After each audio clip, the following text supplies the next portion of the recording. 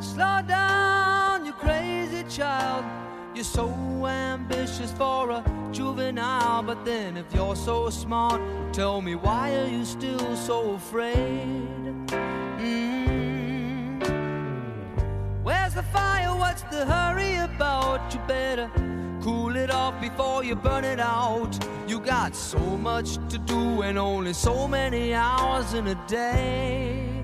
Hey, but you know that when the truth is told, that you can get what you want or you can just get old. You're gonna kick off before you even get halfway through. Ooh, when will you realize Vienna waits for you? So today's show is about rest, and indulge me for a second before we bring our guest on, because I want him to react to this too. But I'm just going to quickly say that when I think about 2024, the single biggest change in my life, which unfortunately a change for the good, is the following. Somewhere, I don't know, probably in the early spring. Well, let me back up and say, before that, I walk my dog every day, about a quarter of a mile from my house, straight down the road. I come to a big, beautiful park, Elizabeth Park. It straddles Hartford and West Hartford. And I became aware that there was sort of a group of people who every day were kind of together walking their dogs. And sometimes as I popped out of my road, I would happen to intersect with them. And I would walk with them a little way, and I found out the names of one or two of the dogs. And then I thought, but I can't go on a big walk with them because I'm busy. I would do a daily radio show. I've got to get back. I get back home so I can get back to work. And I don't know, somewhere in there, something snapped and changed. And I realized that staying with these people for a much longer walk was the right thing to do, even in terms of my work. And on any given day now, I walk with them at least an hour, frequently more than that. Yesterday was Christmas Day. I walked with them for 2 hours. Today was one of the shortest walks, because it was 14 degrees, but we do that. We walk anyway. But I apologized. I said, I've got to go get ready for a show I'm not fully prepared for. I've got to leave. And these people, they're all different too. Nobody's a journalist. Nobody's a radio show host. Nobody works in public radio. They work in all kinds of different professions. They're from different countries. They're from Sweden. They're from Scotland. They're from Eritrea. And we talk kind of about nothing and kind of about everything. And until I encountered the work of our first guest here, I don't think I necessarily identified this time I was spending walking, 10,000 steps, often in very cold weather, as rest. But I think it is. We're going to be talking about rest today, and we're going to begin doing it with Alex Soojun Kim Pong, author of Rest, Why You Get More Done When You Work Less, and Shorter, Work Better, Smarter, and Less. Here's How, among other books. Alex Pong, welcome to our show. Oh, Colin, great to be on. Thanks for having me. So react to the story that I just told. This kind of fits with I think, your overall thesis. Absolutely. As a dog owner myself, I heard plenty of myself in the what you were saying. And, I think that it illustrates a couple things. One is that it's really easy for us in today's, always on, always available world to assume that, if you're not doing things that are like active work, checking your email, calling into meetings, whatever, that this is time that is unproductive or is wasted. But the thing is that there's an awful lot of like creative activity or of insight percolation that happens unconsciously, kind of in the subterranean parts of our mind that we can stimulate and support and nourish, but we can't necessarily access directly. What we've got to do is give it time to work, time to recover, time to try out ideas. And doing things like, for me, certainly going on walks with my dogs is a great time for my brain to turn over ideas, to experiment with things, sometimes to come up with new ideas or insights that I'm pretty sure I wouldn't have had sitting at the keyboard pounding away, or that would have taken a really long time. And so I think yeah. Well, one of the things that you really focus on is creative people. I mean, we're not all Lin-Manuel Miranda. We're not all Charles Darwin or Henri Poincaré. But you looked at those people because they're people that we really valorize. And it turns out that 4 or 5 hours a day is plenty. Even Poincaré is one of the last polymaths, or arguably a polymath, one of the last people who really understood a lot of what there was to understand in his time period and in his generation. So you'd think he'd just be on all day and gulping down, lattes at the local cafe, but no, he actually, 4 or 5 hours seems to be kind of a constant. Yeah, it's almost a physical constant, right? And I think that when you look at the schedules of especially 18th and 19th century thinkers, right, people who we have really good information about, it turns out that they work really hard, roughly 4 to 5 hours a day, with really often long breaks in between. And they pursue a strategy not of trying to work more hours, take that 4 and turn it into 8 or to 12, but rather to increase the intensivity of that time. So I think there's lots of examples of people who discover this method, sometimes, after nearly burning out or having a health crisis. But the other thing I would say is that it's not just people who are obviously creative like mathematicians or composers or computer scientists, that it's also, sort of chefs. And we see similar kinds of things with people in caring professions where you don't necessarily think of that work as creative in the same way, but it definitely needs a lot of empathy and judgment and decision-making and deliberation, thinking fast on your feet. And so it turns out that it's just as valuable for nurses or people in retail or people who are working in hospitals or teachers as it is for composers or poets. I mean, that whole idea also of a walk is there in a lot of the narratives that you unearth, that they build that into their day. I mean, I think maybe the most famous example, Immanuel Kant, was sometimes referred to as the clock of Königsberg, because he took the same walk every day. Villagers felt that they could set their watches by where he was passing in any given moment. And of course, what he's doing, he's walking a familiar route and stuff like that, but he's obviously thinking, but thinking in a different way. Thinking is very different, I think, than sitting at a desk with your quill or whatever the hell he was using. And that idea, anyway, of I'm going to shift to a physical focus rather than a purely mental one seems to be part of what we're talking about. Absolutely. There's that Latin phrase, solvitur ambulando. It is solved by walking, which tells you how old this idea is, that, we can have insights through walking that we might not have in the scriptorium or, wherever you happen to be in the 4th century.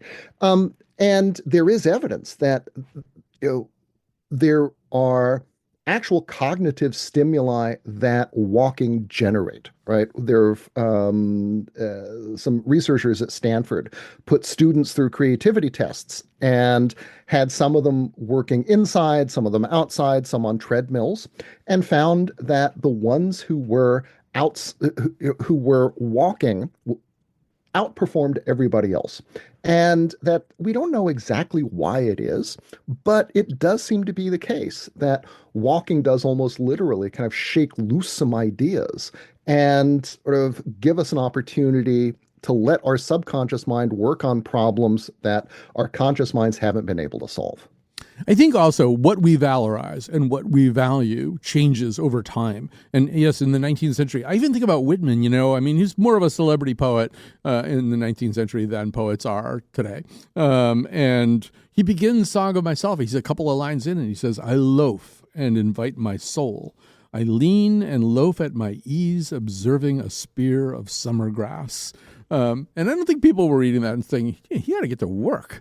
On the other hand, by the time, we're in, say, maybe even the 1980s, there are these biographies by people like Lee Iacocca, and Jack Welch and Steve Jobs, and they're these business masters of the universe, and you find out what their hard-driving routine is. And that becomes kind of a notion of heroism.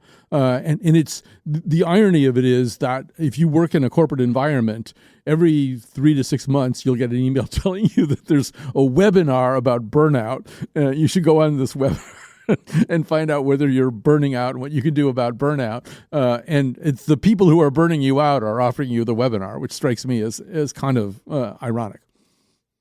Yeah, I think that the Whitman's a great illustration of sort of a 19th and early 20th century ideal sort of of work and creativity that acknowledges the place of leisure. Bertie Charles Forbes, who's the founder of Forbes magazine, wrote lots of little biographies of captains of industry at the time in the early 20th century. And one of the interesting things that he talks about is how much those guys rest, right? They have summer places, they go hunting, they go tramping in the woods, and the ones who destroy themselves are the ones who never rest. And so even for people like, Henry Ford or Harvey Firestone, who actually would go on camping trips together along with Thomas Edison, there is a sense that in order to do that kind of work, to build industries, to have great discoveries, you actually need to rest.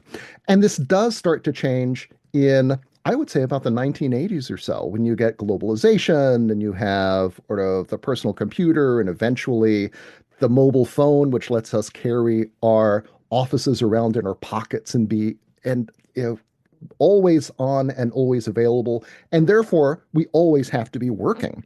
And at the same time, there's a sense that if we need to fix this, the solutions have to come from ourselves, right? It's not that this is a or systemic problem that we all share. It's just coincidentally something that everybody has, but we need to sort of solve it ourselves through yoga or meditation or what have you.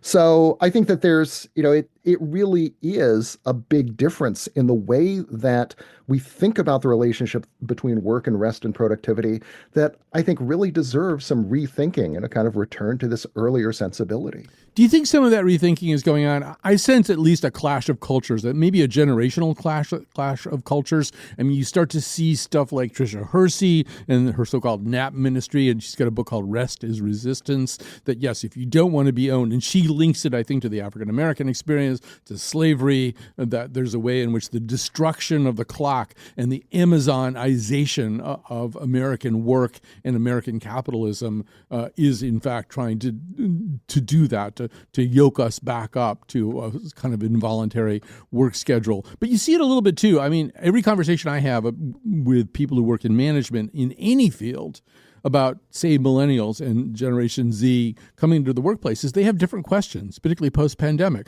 Is there a sabbatical? How soon would I be eligible for it? How much vacation do I get in the first couple of years? How many days a week do I have to be at work? And for managers, say, in their 50s or early 60s, there's pushback. It's like, no, there's no sabbatical. You get 2 weeks vacation. You want this job or not? And that clash, I think, Alex, is happening more and more. Yes.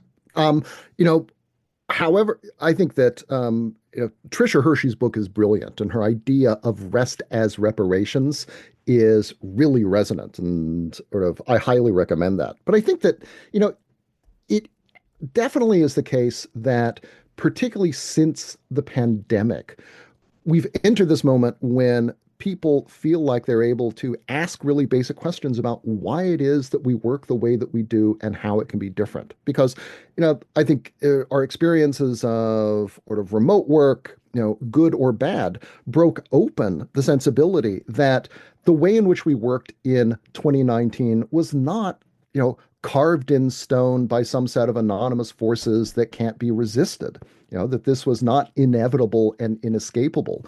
And once you discover that you can change where you work, that you can go, you can do this work remotely, you can do it online, you start to ask some other big questions, particularly in the context of a pandemic that killed more than 1 million of us. What place should work have in a good life, right? Should it be the dominant thing? And even if we love what we do, how can we do that in ways that don't end up burning us out or leading to our own destruction? And I think that really is what we are trying to figure out now, how we create a balance between good work and good rest together so that we can all have better lives while continuing to do work that is meaningful for us.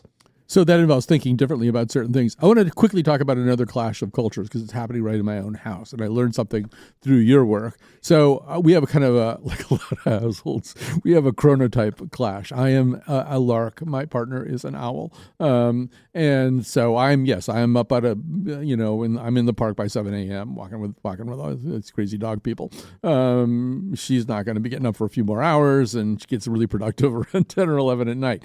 But you found some research that indicates that if you kind of reverse chronotypes, if you take somebody like me and have them do some late at night work, if you take somebody like her and get her up in the morning, some interesting things start happening sometimes.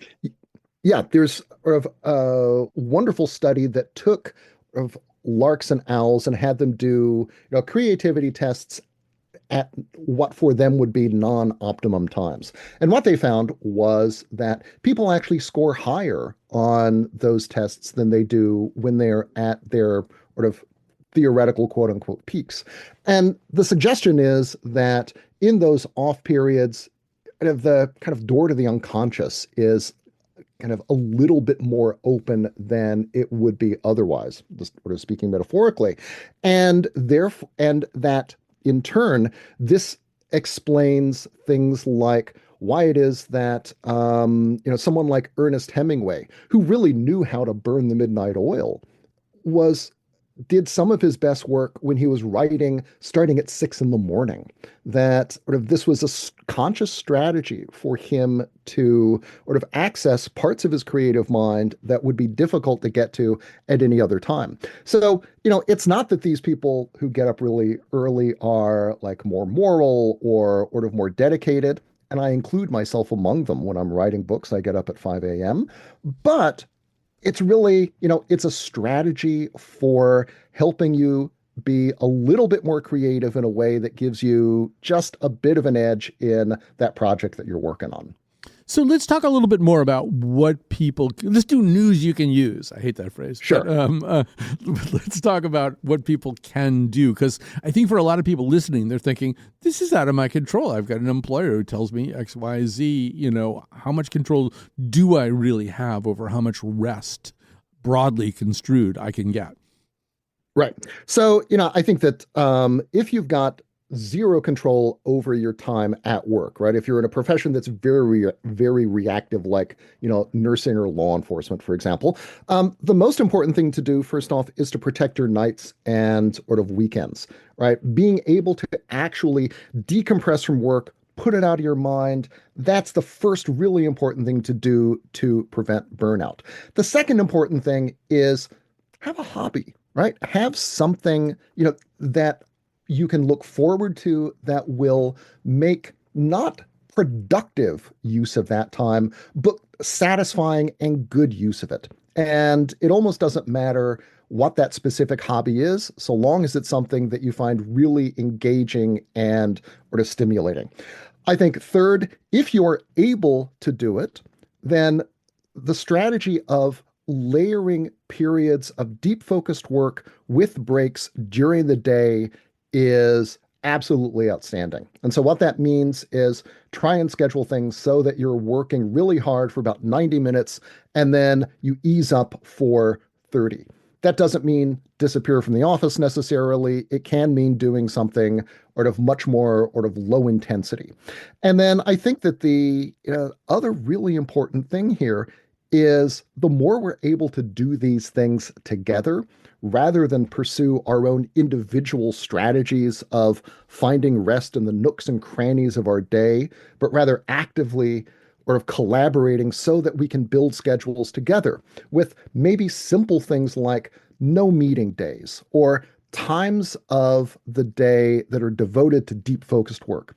The more we're able to make this a collective action problem with collective solutions, the more robust those will be, and the happier you will be, and the happier everyone in your office or workplace will be.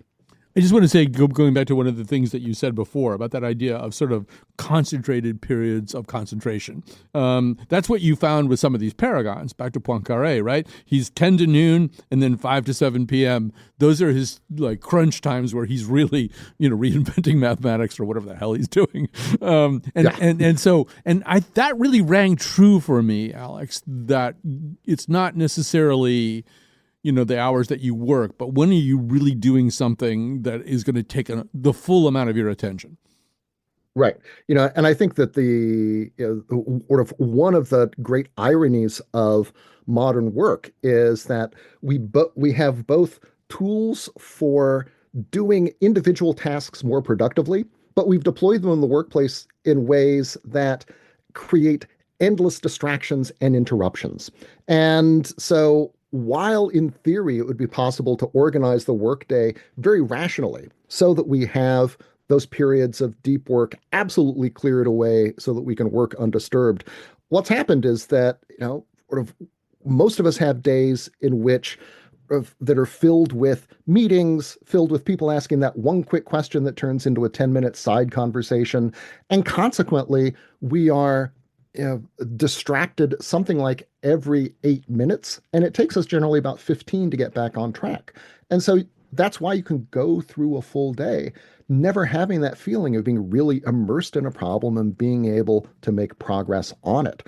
And that's why doing things like having those common schedules, those no meeting days and so forth, can be really powerful as a way of recovering that deep focus time for you and for your friends and colleagues. Yeah, I should say I'm going to shout out our boss here on the kind of radio division of this company, or the talk show division anyway, Meg Dalton, because Meg Dalton is actually the person who says to me, when are you going to take some flex time? When are you going to compensate for the work that you just put in there? And she says it to everybody.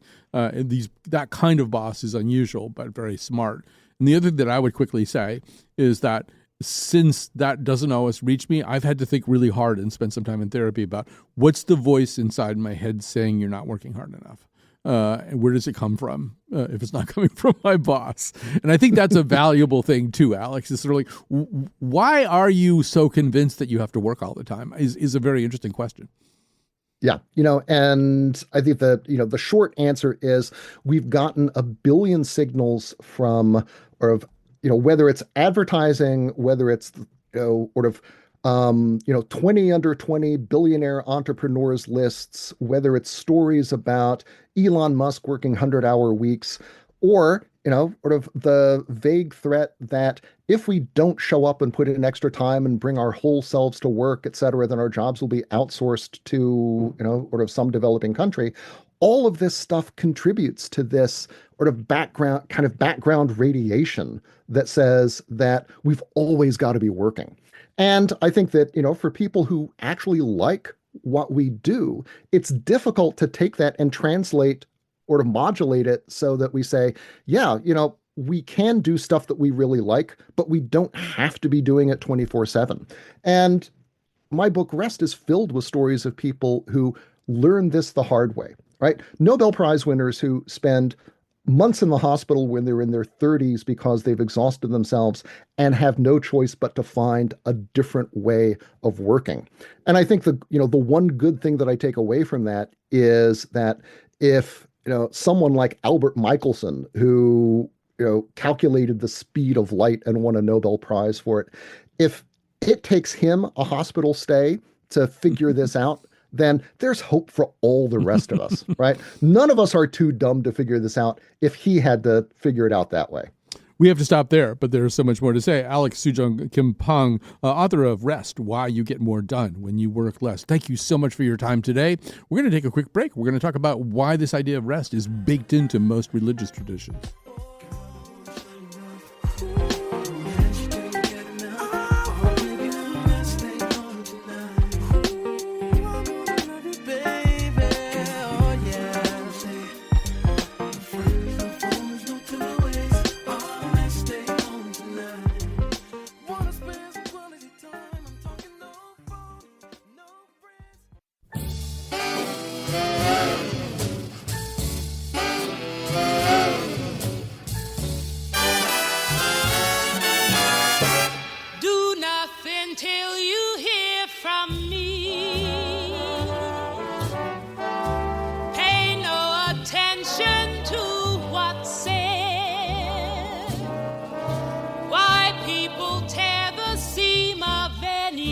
woman's dream is over my head.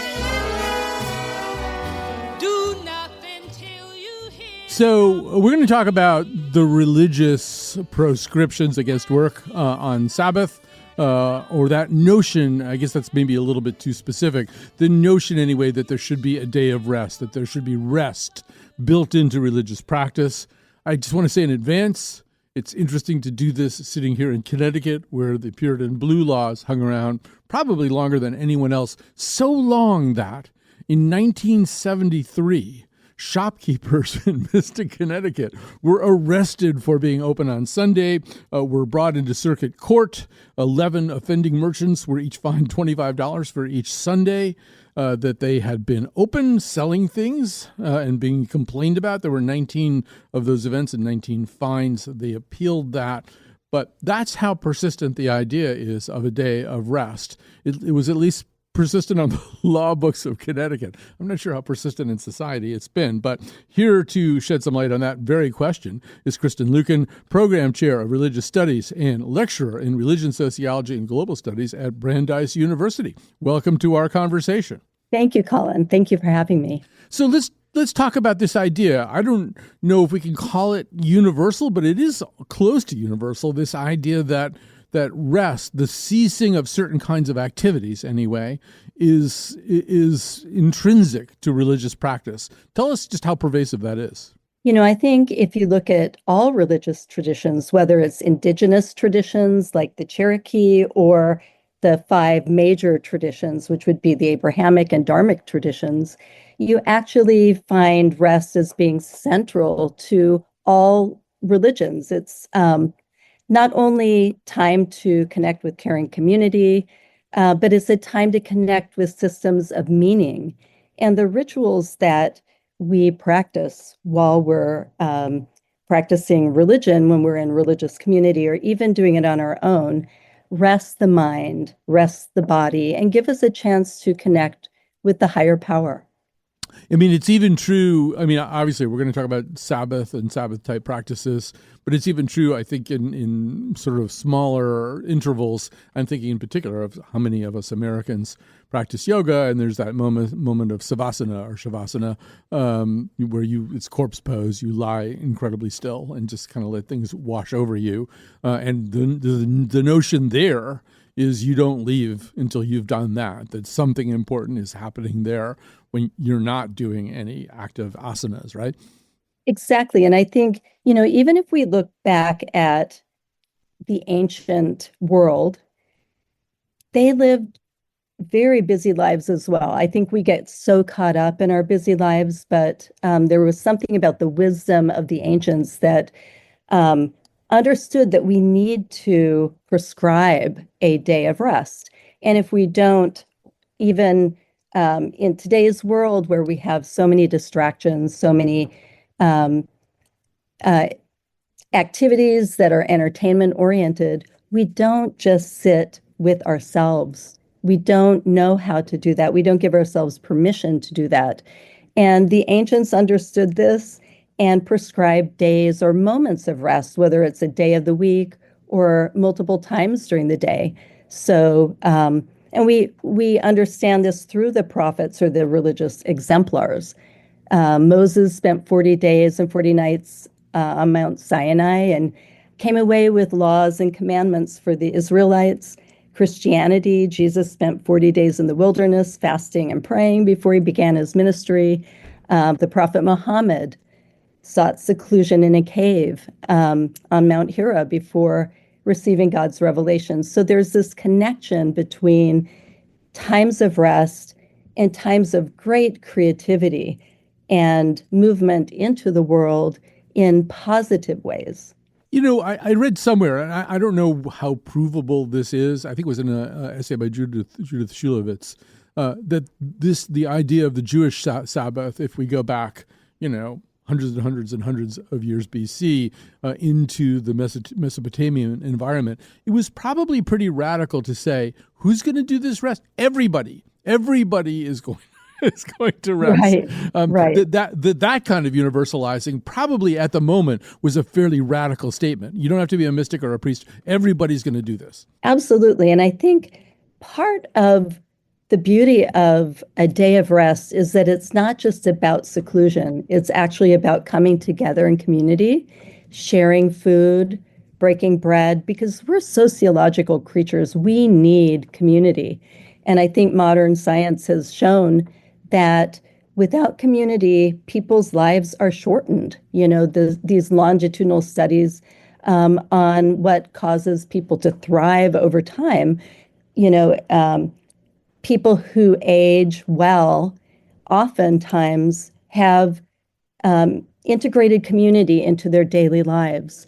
And especially in a post-pandemic world, we have become so much more atomized. And I'm not sure that I don't know if they've done studies to look at Zoom, whether communities on Zoom have the same sort of physiological responses to one another. But we know that if you're with a friend and you're in person and you are connecting with one another, your heart rates equalize, your respiration equalizes, your temperature equalizes even. And I'd be really curious to know whether a one-on-one conversation over Zoom can do that for us. Well, we'll get over to the ways in which technology just intrudes on all of this kind of stuff in just a second. But I think it's also worth noting that in these traditions that do take the Sabbath very seriously, it's a day of rest. But the irony or the paradox is you have to prepare for that day of rest. Anything that you're not going to do that needs to get done. I mean, there's sort of a plowing the road for the Sabbath, right? You've got to do some things so you'll be able to refrain from the prescribed activities on that day. Absolutely. I think it's about being purposeful because we actually have to give ourselves permission to take a day of rest, to actually enjoy ourselves and not have that, what Buddhists might call monkey mind, where we're jumping all over the place, thinking about what we should be doing or what we did in the past that we regret. So the preparation for the Sabbath is actually very effective and efficient work because we know we're going to take a break, and therefore we are often so much more efficient. If we don't know that we're taking a break, we can linger, we can procrastinate, and knowing that time of release and relaxation is coming, it somehow gives more meaning to the busyness of the moment. I think that's a huge point. I should say, I don't want to brag or anything, but I've been informed by the American Museum of Natural History that at a certain point I will be placed in the monkey mind diorama. I'll be sort of an standing exhibit of it. But it's the promise of it. It's the idea that, because we can all have little conversations with ourselves about how we're going to get some rest or we're not going to do X, Y, and Z. But if you don't create the structure for it, there's just a mission creep, it just somehow or other. So true. Yeah. So that the structure, I think, is hugely important. And we should say that, not everybody was down with this from the very beginning. I found that the Stoic philosopher Seneca says in the first century, the Sabbath was absurd. It was the way for Rome's, he thought, backward Jewish subjects to, quote, waste almost a seventh of their life in inactivity. But by the time of Constantine, of course, he's converted to Christianity, and he actually introduces the first civil legislation concerning Sunday in 321 A.D. And he decreed that all work should cease on that day, except that farmers could work if necessary. But yeah, I think we should say that it's not 321 A.D. anymore, and there's just this constant erosion of the structure of time, the structure of work and leisure. Anybody could be on Zoom at any given moment. You can't hide from Zoom anymore unless you can hide inside your own religious tradition. And it does seem, Kristen, like we're living in a time where this gets harder and harder to accomplish, this day of rest concept. Absolutely. Think about the multidimensionalities of our lives. We can connect with people in Egypt, in China, in anywhere in the world, immediately through Zoom. But at the same time, Our kids might be texting us on our phones, and we're getting email messages, and our phone is ringing as well, which is much less common these days. But trying to manage all of that is a discipline, actually. I mean, if one is going to take time to write or to contemplate, you have to actually turn your social media off, shut your computer, perhaps, turn off your phone, and actually be disciplined about it. And there's that constant fear of missing out, that FMO, that if you get off social media, you're going to miss something. And in fact, I think being on social media causes you to miss a lot of things. And those things that you're missing would be the beauty of the horizon, the sunset on the horizon, the beauty of seeing birds feeding their babies, just the beauty of connecting with the person in front of you, maybe in line at the grocery store. And we forget that, eternity meets us here in the present, here in the, this moment, this second is where eternity meets us. But we're constantly thinking about the past and the future. And religions give us that privilege of stopping, resting, and they even tell us how to do it. And we need that because we're not necessarily as disciplined about and even intuitive about knowing what we need. We think we need to get, and actually we're better, happier, more content when we give. But it's counterintuitive in many ways. And religions get the wisdom of how humans thrive. Kristen, you speak so beautifully about this. Are you sure you're a poet and not what you claim to be in your bio? I mean, really, some of the words you use there are magnificent. This is one very unpoetic pedestrian point, but one may be worth making, and particularly as somebody who's sitting in New England. And that is that I think in the 19th century here in the U.S., the notion of Sabbath begins to grind up against kind of disestablishmentarianism and anti-disestablishmentarianism because the Sabbath is a religious thing. But how do you make sure the Sabbath happens? Well, I mean, in the 19th century and certainly the 18th century and 17th century, you make it a law. It's just a law. And in fact, if you violate the Sabbath, we'll put you the stocks. We'll do something really bad to you. That's how we'll make sure you're going to rest. And so de Tocqueville comes here in 1831. He's kind of surprised that you can't even go hunting in certain places on Sunday because it's the Sabbath. And maybe just say a little bit about that, because there is this kind of not illegitimate pushback. How come we're living under religious laws if we have a constitution with a First Amendment prohibiting establishment of a religion? How come we have to live under these rules, even if maybe these rules are kind of good for us? I do think it's a balance, between having this prescription, someone telling you have to rest. You can't force someone to rest in their mind. They might take the day off, but we can do so many things with our minds on days off. I think there is a privilege of having choice about the Sabbath, but I think when we have choice and we're not disciplined, we lose that ability to give ourselves permission to take time off.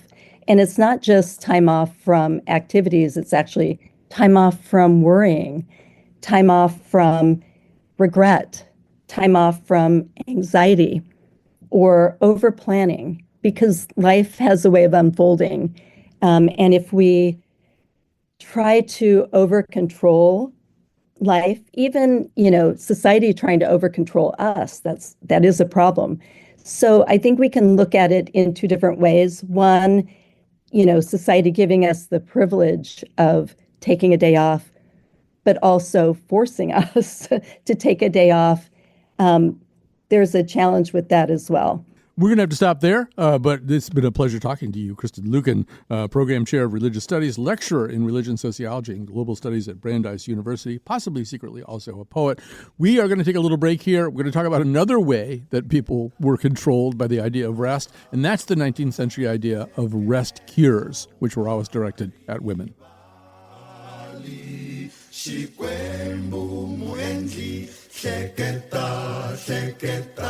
Hleketa, hleketa, siku ra Sabata. Remember the Sabbath day. We are back, and first of all, it's time to say a few words of thanks. A lot of people contributed to this show, and that would include Cat Pastor. It's the Year of the Cat, or at least temporarily the Year of the Cat. She's back. This episode in particular was produced by Lily Tyson Quality Entertainment Productions. I don't love everything they do, but I think this has been very, very good. The maestro, Dylan Reyes, is out there somewhere doing technical things and helping us. He's just not physically here. So we're going to talk here in the final segment about rest cures. You may even remember the phrase from Stephen Sondheim's song from Follies. I've been through Reno, I've been through Beverly Hills, and I'm here. Reefers and vino, rest cures, religion, and pills, and I'm here. But the idea of rest cures really lives most abundantly in the late 19th century America. There is a kind of Dr. Frankenstein behind the whole thing. His name is Silas Weir Mitchell, Dr. Silas Weir Mitchell, and he gets to start working with Civil War soldiers during the Civil War. And some of them have what we would now recognize as combat psychoneurosis. And he begins treating them with things like a fattening diet and rest and massage and electricity. But he's also charged with figuring out who the malingerers are, the people who are pretending to be unable to fight. And he develops means for detecting that. And then when there's no Civil War to fight, he begins to apply all this thinking to a different population, and that is American women. Here to tell us more about how that worked out is Alicia Puglianesi, writer, historian, lecturer at Johns Hopkins, and author of In Whose Ruins? Power, Possession, and the Landscape of American Empire, among other books. Alicia, welcome to our conversation. Hi, I'm really glad to be here. So what happens? We suddenly have this idea of the nervous woman, the neurasthenic. It becomes a very, very popular theme of conversation in the late 19th century. And this idea of the rest cure comes along. Tell us about that. Sure. I would say that it's not entirely gendered to women, because as you mentioned, there's this sort of moment during and after the Civil War where practitioners like S. Weir Mitchell are encountering these terrible, nerve injuries in soldiers. And that's where Mitchell kind of gets his start as a neurologist. And subsequently, following the war, there's this general sense of the accelerating speed of modern life being related to experiences of what was called nervous exhaustion or neurasthenia.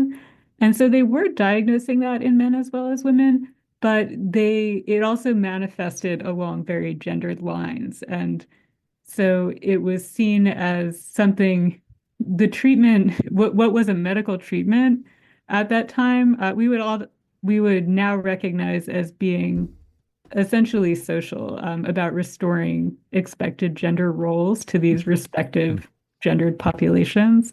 So that's where we see this focus on the kind of neurasthenic woman being, someone who has been an invalid for a period of time, not able to leave bed or leave their room.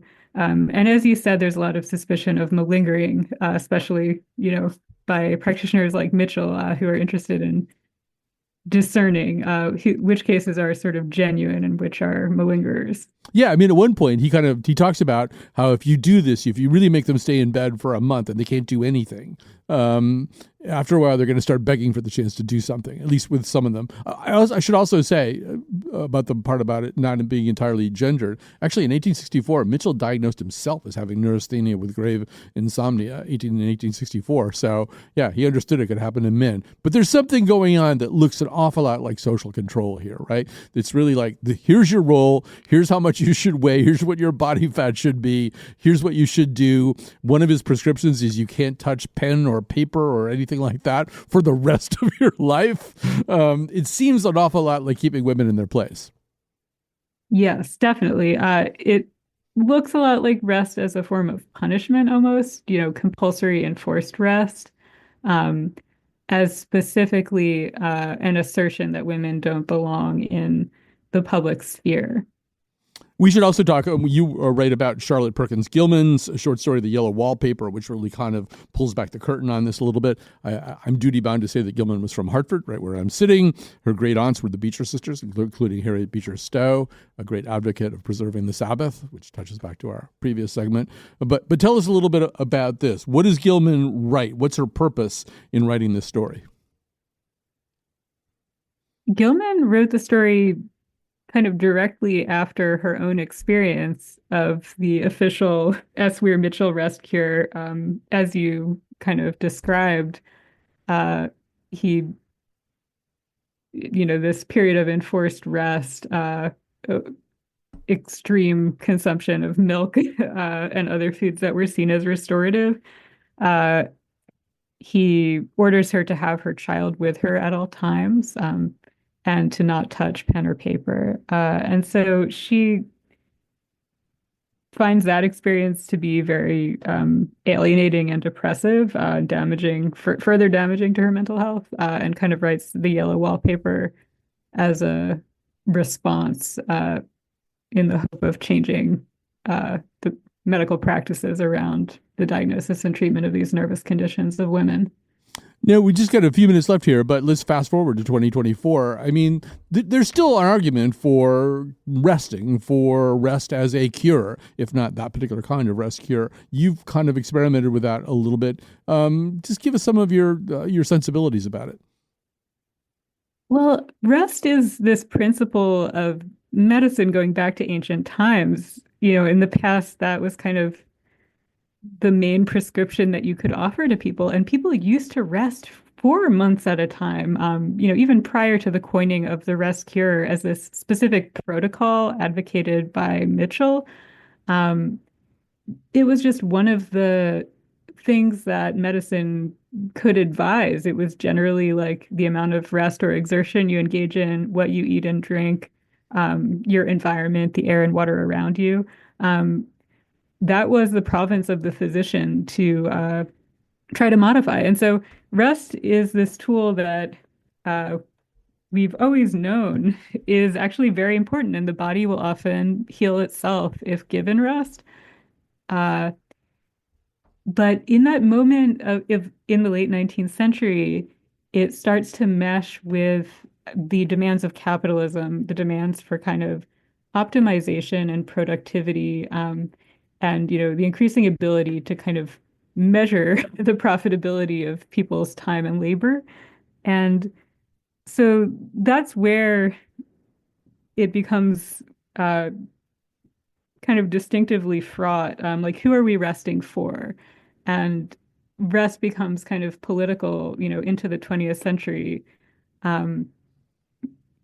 demanding autonomy over your body and your time.